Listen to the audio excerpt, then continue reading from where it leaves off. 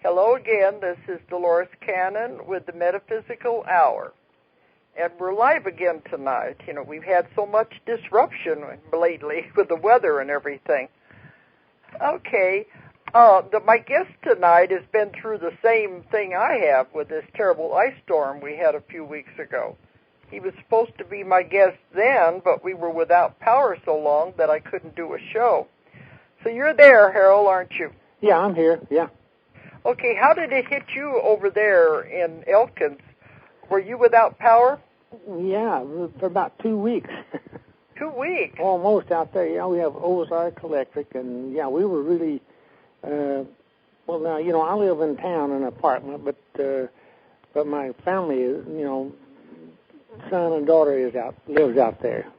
Well, we were out for 8 days, and that was enough. I didn't want any more. Yeah, well, I think it was close to 2 weeks that they were out. Well, I think I told a little bit about this last week, but this was, they said, the worst ice storm that has ever hit northwest Arkansas. Yeah, I believe it. You know, the last 2 years they had a bad storm in Missouri up around Springfield that did the same thing, and it was like we missed the bullet that time. Yeah, well, I was happy about that. This time we didn't. I mean, we had trees and limbs and big trees knocked down on my place, too. Yeah. And in town, everything, it looked like a war zone. Yeah, but it was beautiful with the ice hanging on those limbs and when the sun But I came kept out. saying it's beautiful, but it's deadly. Oh, it's devastating to the trees around here. Well, also they said the power was out because not only the lines broke, but the poles broke. Oh, yeah. And they had to bring people in from all the other electric companies to help. Yeah. But one time, I think at the beginning, they said they had to replace over 7,000 poles. My goodness, I didn't know that many. I think it's more than that by the time they got done. They said in Green Forest, all the poles were broken. My goodness. And so that's why one of the reasons it's taken so long to get back on track. I guess Kentucky had it even worse than we did. That's what they said. The same storm moved over that way. Yeah. Mm-hmm. But I don't want any more of that anyway. At least we got our power back, but we're still trying to get the trees back in shape and all the debris carried away. Oh, yeah. Yeah. But you didn't have any damage then to the houses or anything? No, a tree fell on my granddaughter's car. So, but it didn't do a heck of a lot, but it did do some damage. Well, I had a big tree in front of my house, had 3 trunks, and one of them broke off. Mm-hmm. And I heard it in the middle of the night, this big crash. Yeah. Because it was a big tree. And I was thinking my car was parked under that tree. But the way it fell, the limbs held it up. So it just made like a little canopy over the car. Well, that was good. So it didn't hurt it. No, this reminded me, I was, I'm retired from the Army, but, there's a song out that says, the night the lights went out in Georgia. I was in Georgia when the lights went out, and that was in 72, I guess.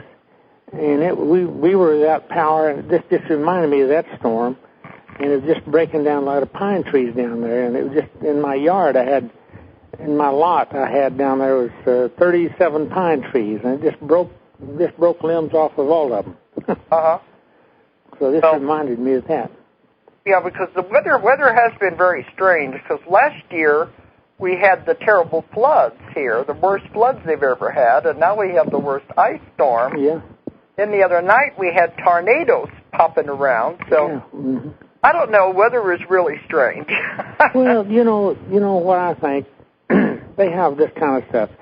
We think things are bad now because it's happening in our time, but if you look back through history, this stuff goes in cycles, Yeah. And there'll be times back in history, but that's way back. That it doesn't bother us now, but it's happening to us, and so that's what we think it's so bad.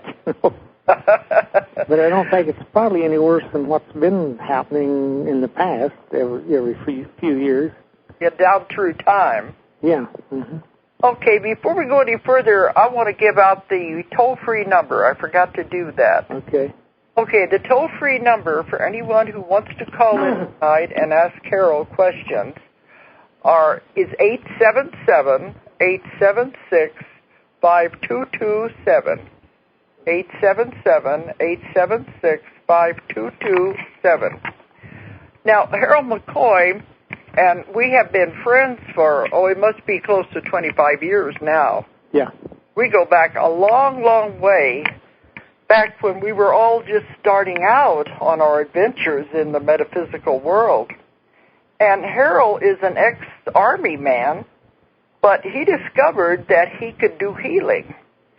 And so, we had Gladys on a few weeks ago talking about the Institute, the Ozark Research Institute. But she talked about the meetings they have and when they heal people there. But I want to talk about you and, your abilities and what you do and what you're teaching. And I remember back when you was first discovering you could do this fantastic healing. Mm-hmm. You want to go back that far and tell about how you discovered you could do it? Well, first of all, I started out as a dowser, and probably most people know what dowsing is. Yeah. And dowsing has to do with the mind phenomena. I mean, if you take a forked stick and you walk over the ground looking for an underground flowing vein of water, and that stick goes down, there's always water there. There's a vein of water there. Yeah.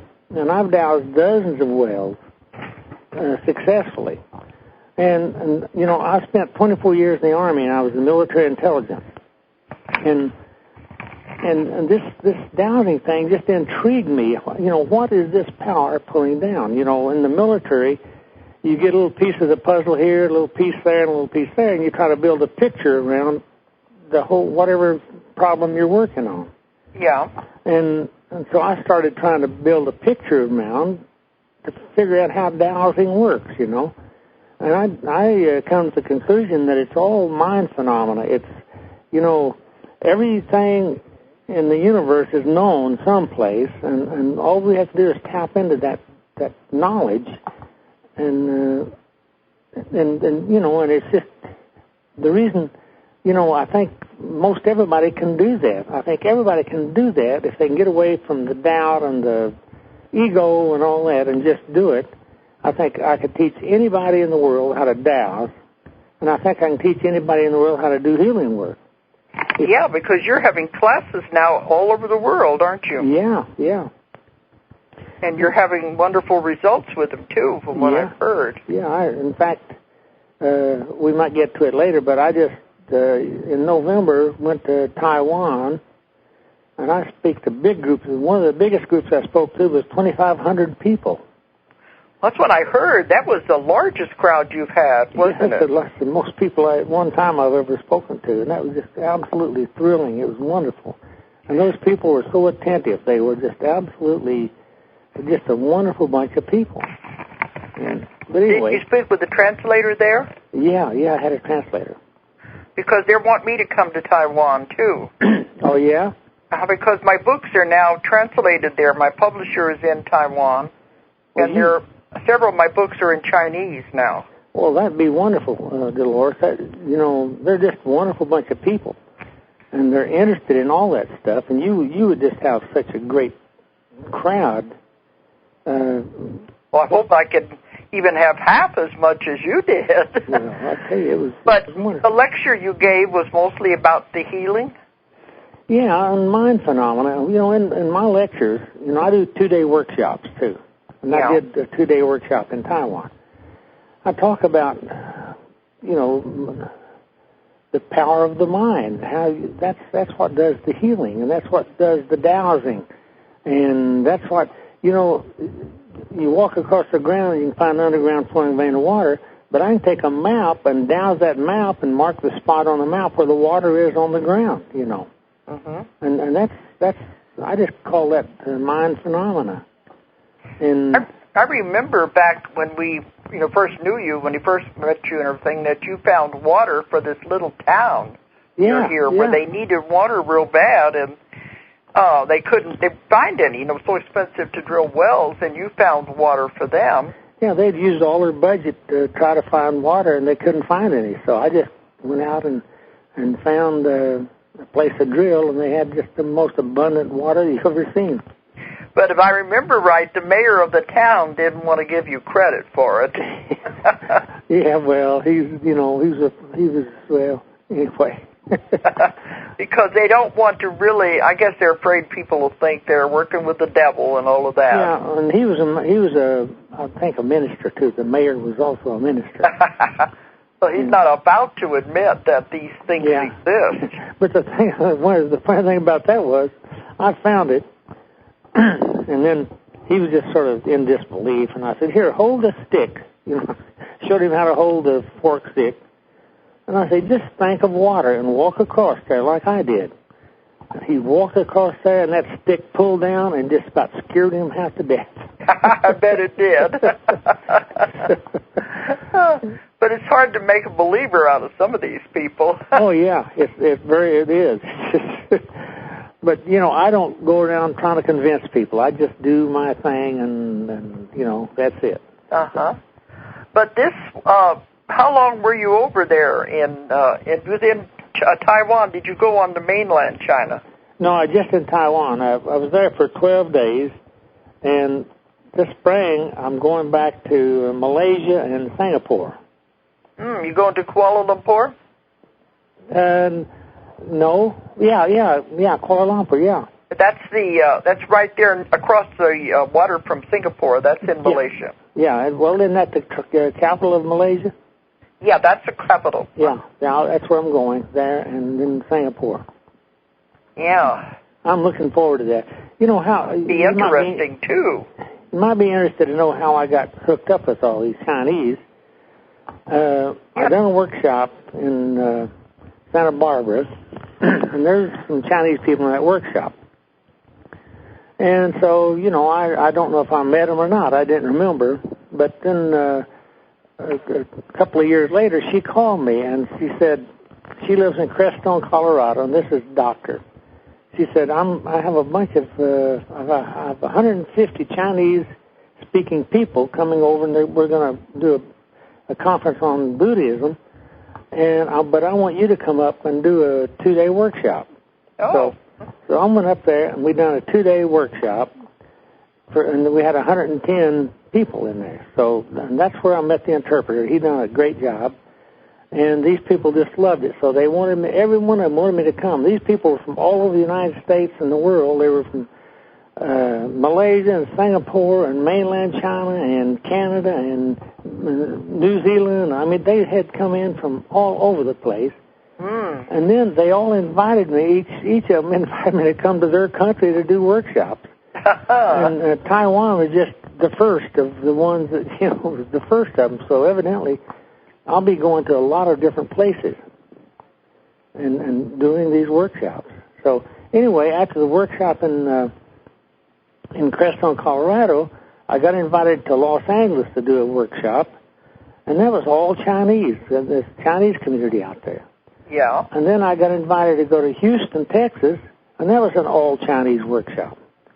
So I just sort of got into the Chinese culture there, and they're just wonderful people. I just love them, and they're so attentive, and they learn fast, and I'm just looking forward to... I was supposed to go to Hong Kong in November before I went to Australia, New Zealand, but that one didn't work out. We couldn't get enough people to sign up. But I know I'm going back because they want me to come back because of the publisher there and the books. So I would like to get into that area. Yeah, but when I gave my class in Perth this time in November, I had the largest class I've ever had for my hypnosis. Is that right? I had 91 people in the class. Goodness. You know, I usually have like 30 or 40, and boy, that was intimidating to have that many. Well, I love it. I was in Sydney, Australia, a couple of years ago, and I had 135 people. Yeah. And up until that time, that was the largest class that I'd done. Yeah, well, I've had more lectures, but this was a class, and in the class were some men from Japan. Mm-hmm. Well, they're talking about wanting me to go to Japan and do a class. Yeah, well, it looks like we're going to be going all over the place anyway. Yeah, I'm sure. Yeah, that's because people are searching for something, and this is more, this is something real that they can connect into. Uh-huh. And I think everybody can do it. That's the whole thing. You don't need an education. You don't need to have a degree to do this. Just people like me can do it. Yeah, if that's what they always think, it has to have special training. But everybody, I think, does have these abilities. Yeah. Well, you asked me a while ago how I started doing this. Yeah, but go into that part, because you were a dowser first, and how did you get over into the healing? Let's tell the people about that. Yeah, well, okay, and as I said, the dowsing what got me started into this. So we were having a dowsing class here in Fayetteville, Arkansas, in fact, the Ozark the Ozark Electric building, and I had 30-some people there.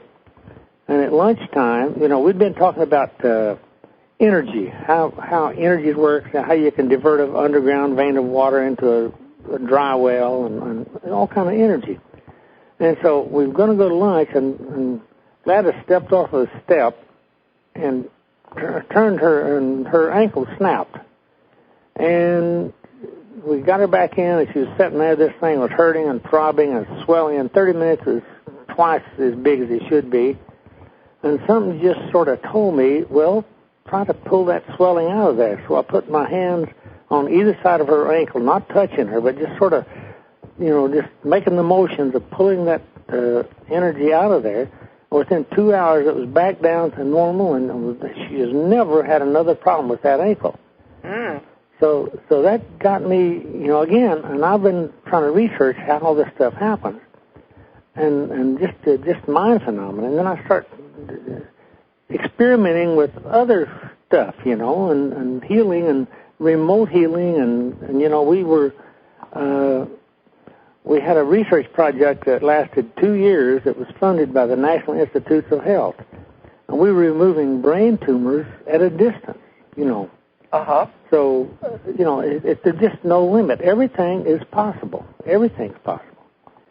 And so, we've healed, broken bones and just, all of the breast cancer, prostate cancer.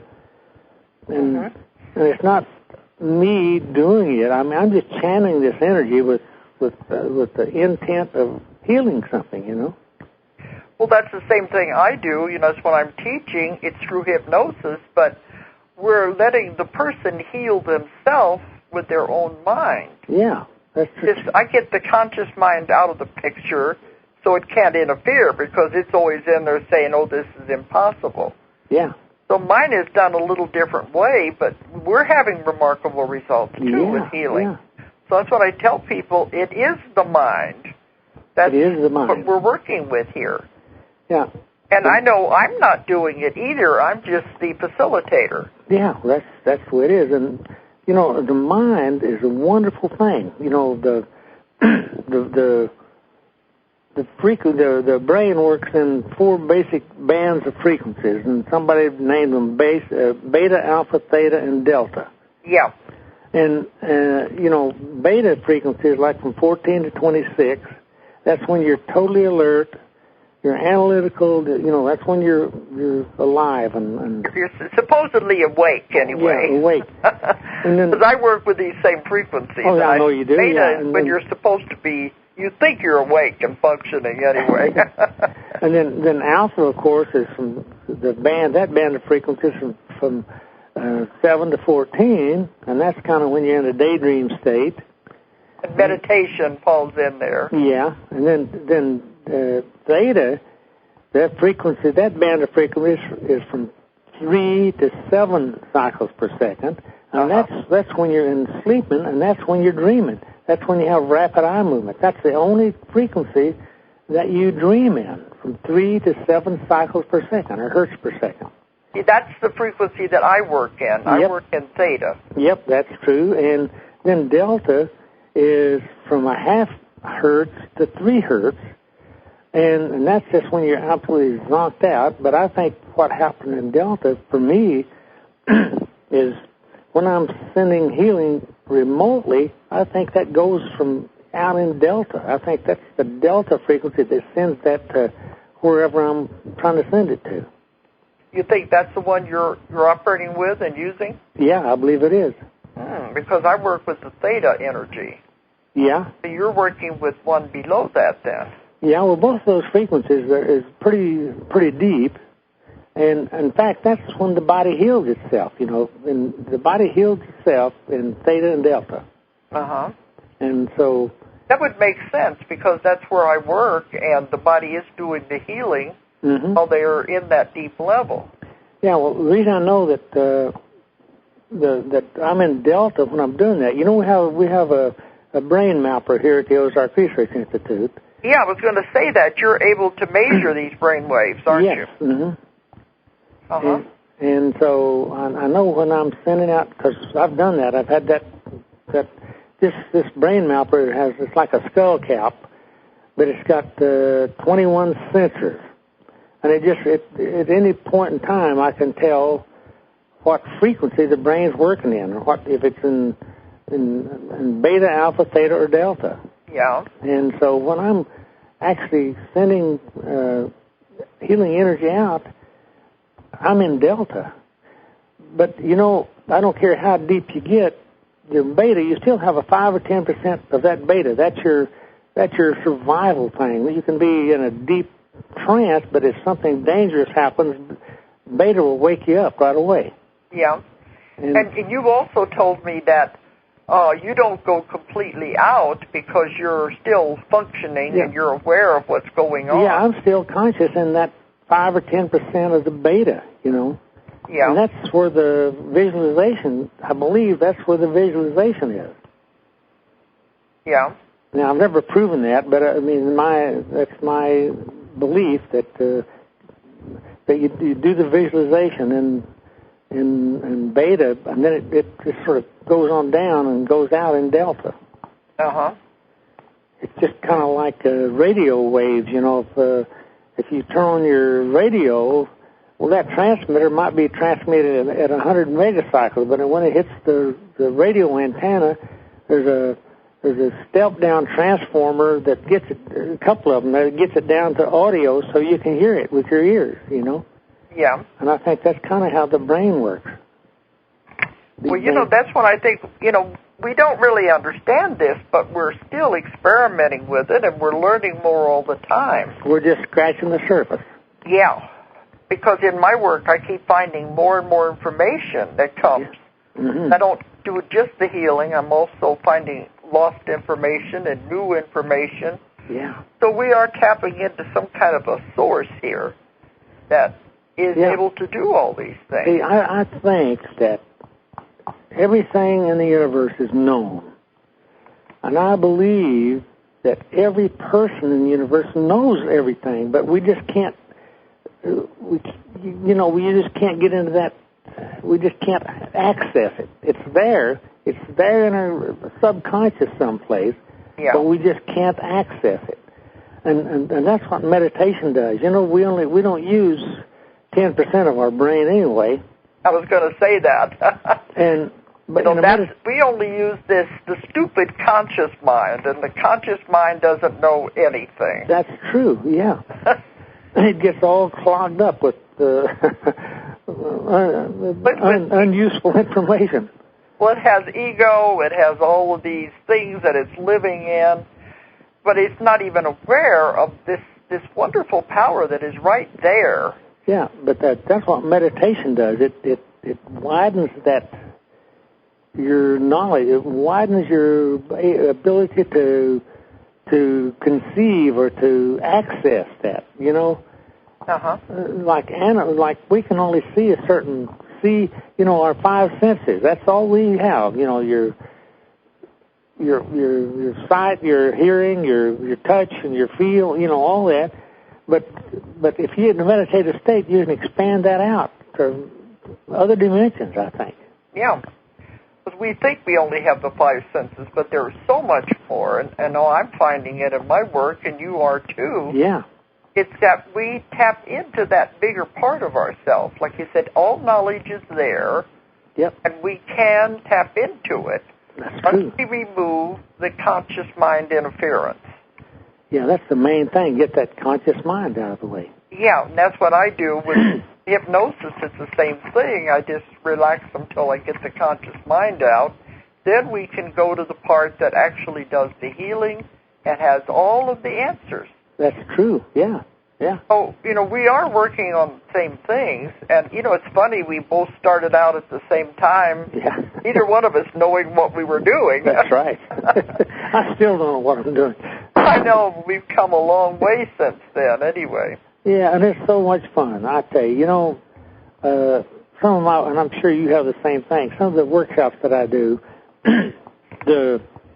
one of the wife, maybe she's into this, the husband isn't, but she just drags him along, and he's sitting there, and you're talking, and you can just see they just open up like a rosebud, and by the time the workshop's over, they really got it. Mm-hmm. And I really like to see that. That's really, really amazing. And I know when I took yours way back in the beginning, and you have a way of making it simple to understand, too. Yeah, well, that's the only way I could do it. If it was difficult, I wouldn't be able to do it, I'm afraid. Mm-hmm. Let's tell people the story. I always liked that story you tell was one of the first cases you ever had of the little boy in England with a cleft palate. Oh, yeah. Well, that was... very beginning, wasn't it? Yeah, that was the first remote healing that I ever done. Yeah. And, you didn't know what you were doing, but you did it anyhow. Yeah, and I didn't know what I was doing. When you start doing this kind of work, if you just open up your lid, I mean, it just sort of flows in. Yeah. But anyway, my son was in the Air Force, and he was in England, and we talked every week, and I talked to him one week, and he'd met this young English girl there that had an 18-month-old son. And this little boy had been born with a cleft palate. And so he was telling me about it, and they have socialized medicine over there. So from the moment the kid was born, they knew they were going to have to go in there and do an operation one of these days to close the hole up. And so he called me one Saturday and said he really felt sorry for that little boy because they'd taken him to the doctor this past Thursday, and they'd examined him and said it's time to go in and fix the cleft palate. Yeah. And he said, and they made an appointment to do it next Thursday, but he said the way they do it here, they will, they'll get the little boy, they'll deaden that, where they're going to do this, where they're going to repair that thing, and they'll sew it up, and it's such a, it's really, in other words, they don't want him to put his tongue up there and push the stitches out. Yeah. So they sew his tongue over to his cheek, and they tie his hands to the bed so he can't get his finger up there, and they do that till the deadening wears off, till the stuff that they deadened it with wears off. And I thought, good Lord, that kid's going to be traumatized for his whole life, And so I just went in there and sat down in my chair. This was on a Saturday. You said you felt sorry for him, even though you'd never met this child. Oh, yeah. He was just an 18-month-old kid, and I love kids, and I just don't like to see them mistreated, And anyway, I just, in my mind's eye, I'm just feeling sad for him, and I guess I just dropped into a meditative state, and I just had, he was in Banbury, England, and I'm here in Arkansas. Yeah. And all of a sudden, I found myself sitting on his lower front teeth, looking up at the hole. Just had no idea how I got there. And I started saying things like, this child's system will produce the proper cells to fill up this hole. And in my mind's eye, it looked like the hole was getting smaller and smaller and smaller. Well, I did that. That was on Sunday, and Sunday, Monday, Tuesday, and Wednesday, and they're going to do the operation on Thursday. So by Wednesday, in my mind's eye, that hole was completely closed up. So my son called me back on Saturday, and I said, "Hey, how'd the operation go?" He said, "That's the weirdest thing I've ever seen." He said, "We had taken him in the previous Thursday, and they examined him and said it was time to do the operation. And then when we took him in this last Thursday, we were checking him in there at the desk. The doctor walked out of the office and walked up and said, 'Let's see what we got to do to this boy.' And they opened up, and he looked up, and the nurse said, 'Well, you're going to do the cleft palate.' And he said, 'Oh, let me look.' And he looked up into his mouth, and he raised up with a puzzled look and said, 'He don't have a cleft palate. You have the wrong child here.' and so my son said there was a half a dozen doctors walking around there scratching their heads, wondering what happened to that hole since last Thursday. and they never did figure it out, and I could not get those records. When I do something, I like to get records. I like to get documentation. That's the hardest part. Yeah. But anyway, we got to go to England a year or two later, and the family met us at the airport, and the first thing I done, I grabbed that little kid and looked up in his mouth, and it just looked familiar. And we've had him over here 2 or 3 times to spend the summer, the spring with us. But see, that's the main thing. People don't realize that you can do these things. Absolutely. Absolutely. Everything is possible. You can affect the weather if you want to. I don't try to do that a lot because, unless I had a real good reason. Yeah, they say if you try to affect the weather, it's going to go somewhere else, and then probably get it, Yeah.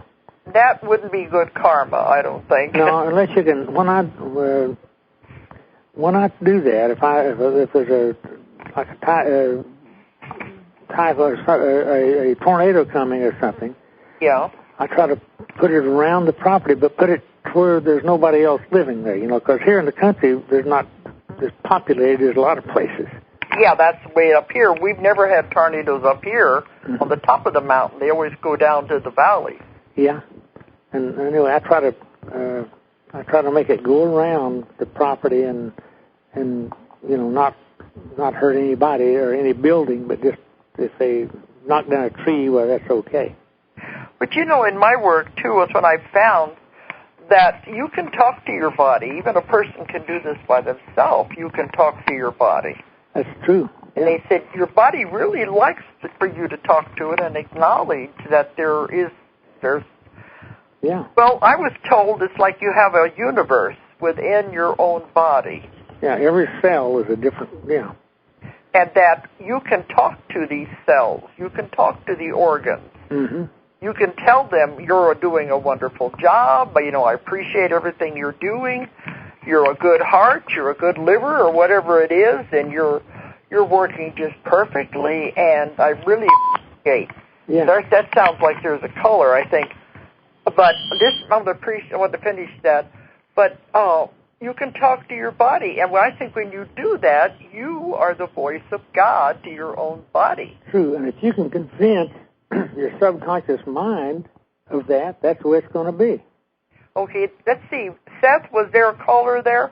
Yeah, hi, this is Althea, Dolores. I turned onto your show about 15 minutes ago, and I heard this male voice, and I instantly knew it was Harold McCoy. I met you once in Colorado, Castle Rock, at a store called Whispering Winds, and I stood next to you, and your energy was so high, so clear. I instantly knew that you were on the money. You knew what you're doing and having some fun at it. I experienced a bit of a healing through you, and I just, just that brief encounter, I just had to say, gosh, it's good to hear your voice. Well, thank you very much. And, thanks for remembering. Yes, you bet. And, you're so unassuming when you meet you, and you pack a powerful punch. I'm so glad you are interested in doing the work. And Dolores, I met you at the International New Age Trade Show. You had already given out your books, and I had, subsequently ordered your books through you, your Convoluted Universe Book 2 and 3. And I got to tell you, I wish you could pack more punch. The stuff that you're writing, it's like it not only opens my mind, but it doesn't stretch it far enough. We need you to do more. Well, now, I did not write that book, but... No, Dolores did, and her Dolores books... did, yeah. Her books, everybody I talk to who's reading them, we want more of it. It's kind of like you finish the book and you wish you wouldn't have read so fast. Yeah, and they're big books, too. They're huge, and, I guess, if you could ever talk to whoever you're talking to, just say, okay, people really, really, really want more. But don't hold back is what I'm saying.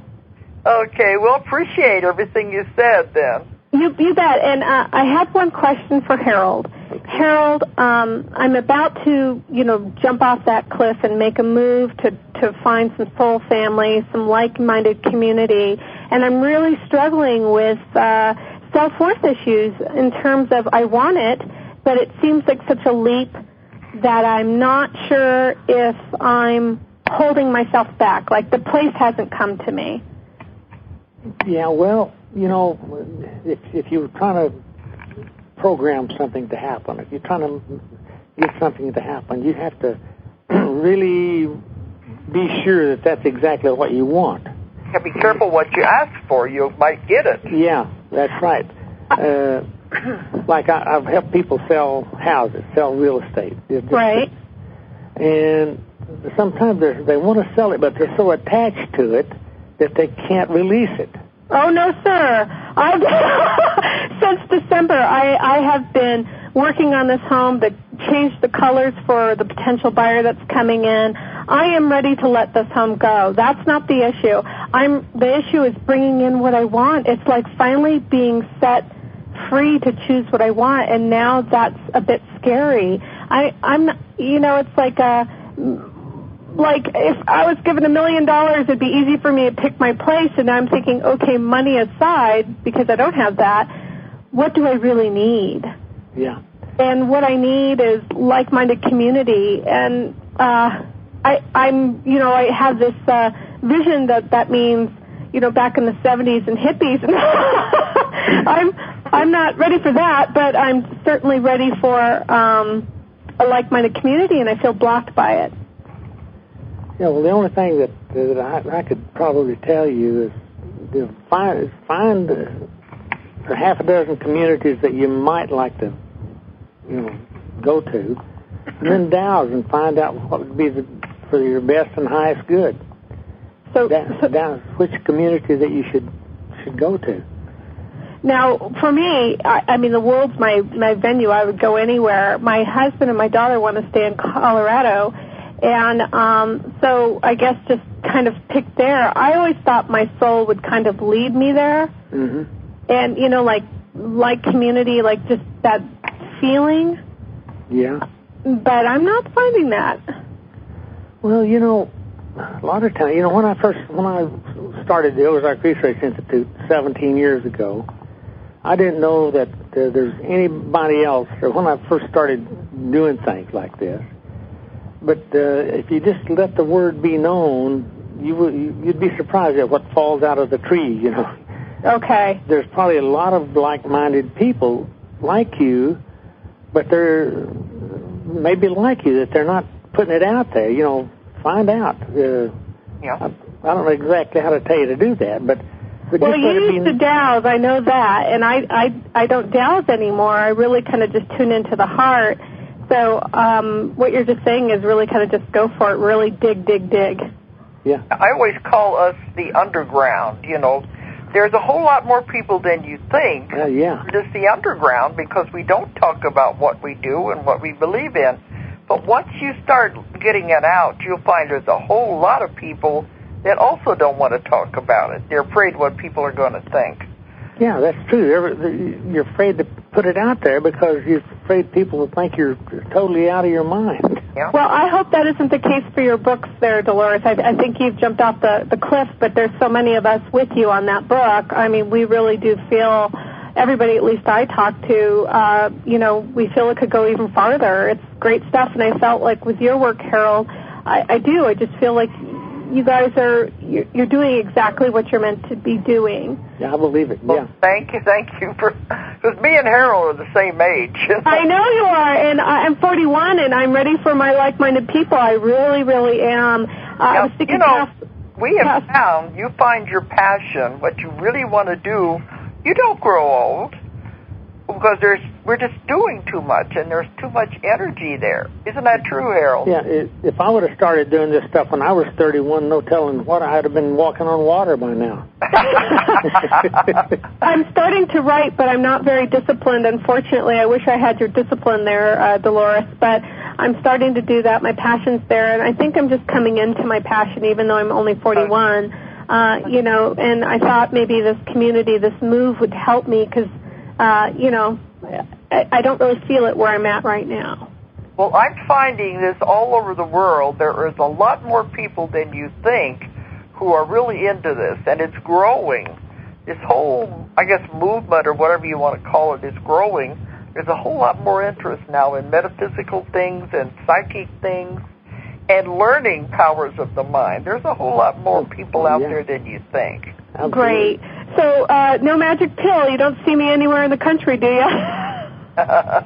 Hey, I don't know if you meditate or not, but to me, meditation is the most important thing I do. So, in a case like yours, meditate and just visualize. See yourself getting in a community. Just play it like you would like to see it happen, and just do that over and over, and it'll happen. All right. Thank you. It's a law of the universe. If you can visualize it and put detail into it, it has to happen. That's a law of the universe. And I'm going to do it. I appreciate you, too. Okay. All right. Thank you for calling in. Bye-bye. Bye-bye. Bye. Okay, see, Harold, sometimes you never know, but it makes a little beep when somebody does call in like that. Yeah. But, I know... I talked to Gladys about the founding of the Institute and how you got into all that, but you were doing a lot of healing for many years before you even started the Institute. Wasn't that true? Yeah, I founded that 17 years ago, but I've been doing this work for at least 25 years. Yeah. So that's about how long I've known you. Yeah, that's true. We used to go to that Thursday night meditation group together.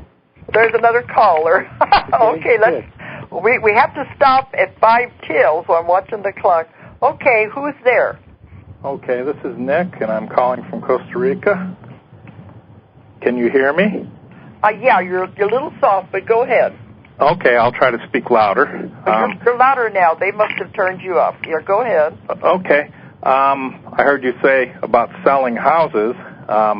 I'm trying to sell mine and hoping that maybe somebody may have already come along that might buy it. It's kind of important because not only will it help me, it'll help other people, too, that I can help if I sell this and get the money. Right now, the real estate market is pretty bad, you know. Well, in Costa Rica, it's still pretty good. It is failing somewhat, but... I'll tell you how I sell houses. I've sold several of them. I don't know if you meditate or not, but again, in a meditation... Yeah, I do. Not as regular as I should, but I do. Just sit in your house there, comfortable, get in a meditative state, and just visualize. And I use a thought form pyramid. Just see this pyramid form over your house, 4-sided pyramid. Mm-hmm. Now, as the sides of that pyramid goes up, it also goes down. So you're sitting in the middle of in a mirror image of that pyramid. One's over your head and one's underneath you.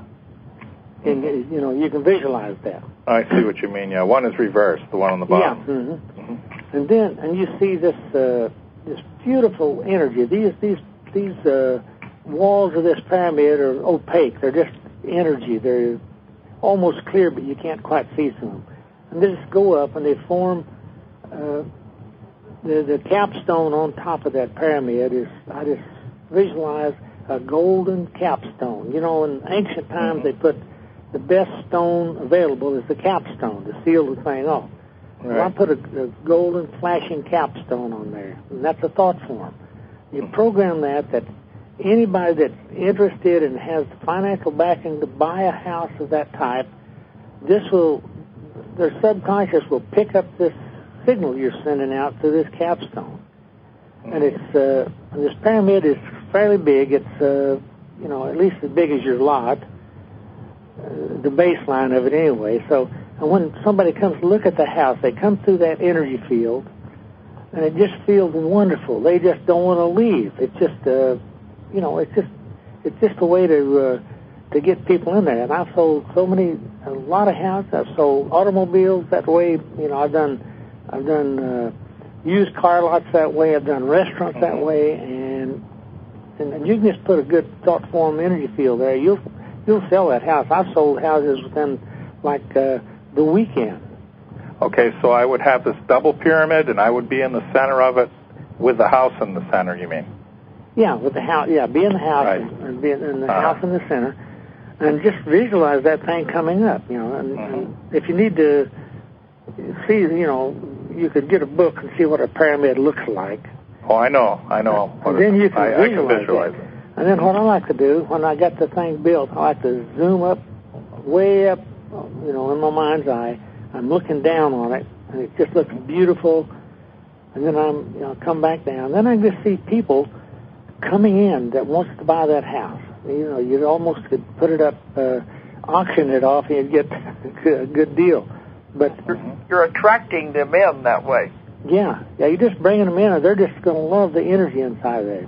Yeah, well, the fellow that came a couple days ago is interested, and I happened to go to the mall today, and the darndest thing, I almost ran into him walking down, and it's a big mall, and, we started talking a little bit, and he walked on, but I think that's quite a lot of synchronicity there, Yeah, not sure. a coincidence.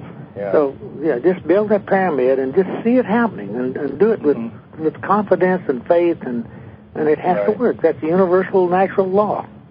Yeah. One other thing I'd like to say, do you know anything about orbs? I get a lot of orbs in here, and my son takes pictures, and I usually can tell when they're around because I'll get flashes on the bottom of my eyes, on the mind's eye, on the bottom. Yeah. I have a wonderful picture of one, and I don't know what they are. Yeah, I know. I've seen pictures of them. I'm not an expert on those things, though, but I think... Very interesting. The information I've got on orbs is that they are energy. Yeah, I wonder if one's my father, I don't know. I've got a wonderful picture of one that shows so much energy around it, and it's definitely not dust. My son took several pictures, one right after another, and that's the only flash it was in. And anyway, okay, I will get off because it's give somebody else a chance. I have a lot of health issues, but I won't even bother with that. God will take care of that, I guess. Yeah. Okay. All right. Thanks for calling in. Thank you. Bye. Okay.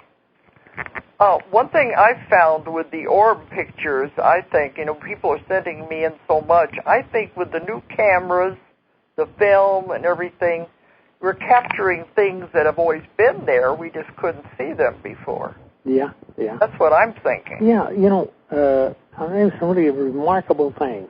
There's a guy here in Fayetteville that really is interested in orbs. So he goes out at night and just flashes the camera. And he was at one of the national Confederate, Civil War cemeteries here. There's another caller. Go ahead. Well, we're going to have to watch this because get to 5 till we're going to have to stop. Yeah. Go ahead. Whoever's there. Hey, this is James. I actually live right here in the area. I live in Siloam Springs. Oh, okay. And I felt kind of led to your show. It's kind of a weird story, but I don't really have time for it because you guys are getting so close. But I've been to see several psychics over the past year, and back up a little bit. I've been extremely fascinated by the subject of metaphysics and everything for the past 15 years. I'm 33, and anyway. All the psychics that I've been to, that I've talked to, have seen a certain type of energy about me, and they said that I was a healer. And I thought that was kind of weird because I've never done any healing or anything like that. But now it kind of consumes me. I'm just extremely intrigued by it. I'm kind of passionate about it. Anyway, they said that one of them said that I would find like a teacher in this area who I could learn from and, you know, learn to be a healer and stuff. And then I saw your show and did some Googling on Harold McCoy, and I was like, wow, that's pretty cool. So anyway, I was just wondering, Harold, if you have any advice or if you have any thoughts. I see that you are in contact with a few spirit guides, and I'm just wondering if any, you know, if you get anything of, well, Harold, I think it's time for you to talk about your next class you're going to have here. Yeah. You're having one in April, aren't you? Yeah. I saw that. I'm signing up for it. Oh, you know about it. Okay, good. Yep. Go ahead and talk about it in case there's other people that don't know about it. Well, so far it's been in April. We have a 5-day class. We just call it the Dowsing and Healing Energies Conference. Actually, it's a conference, and we have speakers from all over. We'll have probably 30 different speakers, and they're going to all talk about healing and all of those related subjects. And we all do the same thing, but we do it differently. I mean, everybody don't operate exactly the same way, but the whole thing is we're talking about the same energy, and it's a very interesting thing. We talk about different modalities, different healing techniques. So that thing in April, since you're signed up for it, that's going to be great. And then in September, we have a 5-day healing, strictly 5-day conference, and we're just talking about healing. And we teach you different healing modalities. We have 5 instructors that each of those teaches their own technique. And the thing about it is you get to go to every instructor. You go to this instructor a day, and the next one tomorrow, and the next one the next day. So you get a well-rounded class, a 5-day class there. But there's so many different modalities, and some might work for some people, and some might work for somebody else. Yeah, that's true. You find the one that is right for you. Yeah, and you're in Siloam Springs, so, you know, every Tuesday evening we have a healing meditation group here at the Ozark Research Institute. You guys get together? Like, is it like like you meet somewhere? Well, we'll have 30 or 40 people there, and we do meditation, and there's all kinds of people to meet. I mean, I've got to do that. Yeah, every Tuesday evening. Where's that? It's downtown Fayetteville. We're at 221 South Locust Avenue in Fayetteville. Every Tuesday evening. Okay, well, I'm there. We're good. Every Tuesday at 7:30, we try to get started around that. So, you know, people come early, and there's no strangers. They're wonderful people, just a bunch of great people. So you start at 7:30? Yeah. Okay. That's what Gladys said, that if anybody needed healing, they just call and let them know, and they will work on these different people. Yeah. Okay. Well, that is fantastic. I can't wait. Okay. All right, I got to watch the clock here because we're coming up to time, but thanks for calling in. Yeah, right, I look forward to seeing you there, Robert. Okay. Okay. Bye. Okay, well, Harold, that's what I was going to have you tell people how, you know, about these classes and things, about the Institute. Well, if anyone wants to contact you, how are they going to be able to do it? Well, our webpage is www.ozarkresearch.org, O-R-G. It's all one word. Ozark Research is one word, yeah. Yeah, ozarkresearch.org. Yeah. Mm-hmm. And they can contact you through that with email. Yeah, we got the phone number, the fax number, the email address, and the whole thing there. So everything is right there on the website then. Yeah, everything's right on the website. Okay, because that's what Gladys said, that if people want healing, they just have to call in, and you have people calling in from all over the world. Oh, yeah, we get, And they said it may not get you or Gladys, but you will get one of the other people there, and they're all trained to do healing and promote healing. Yeah. So that's very important. So they can find out more about this on the website then. Yeah, it's we just have so much fun doing this. It's a great thing to do. It's just you have found your calling, just like I found mine. Yeah, that's true. And that's what makes it all worthwhile when we do find what we're supposed to be doing. Yeah, a lot of times I'm not here on Tuesday or on the first Sunday actually. The first Sunday we have a speaker and we have a potluck. So anybody that would like to come to that, be very welcome. But okay. I travel a lot, so I'm not here all the time. All right. So. But the website is Ozark Research, and that's Ozark. Yeah. For those that are listening overseas, it's Ozark. Yeah. Research.org. Yeah. Okay. Well, we're going to have to sign off here because if we don't, they'll pull the plug on us. Yeah, But Harold, it's wonderful talking to you again. I keep running into you in airports anyway. That's where we meet. But it's wonderful talking to you again, and I wish you lots of luck and health on your travels. Yeah, you too, Dolores, and I look forward to seeing you. We got to get together one of these days. Yeah, and thanks for doing the show tonight. Oh, I loved it. Thank you.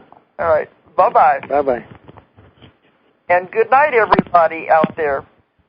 If you enjoyed the show, check out more of our other videos and be sure to subscribe and click the like button. Thank you for listening to the Metaphysical Hour with Dolores Cannon.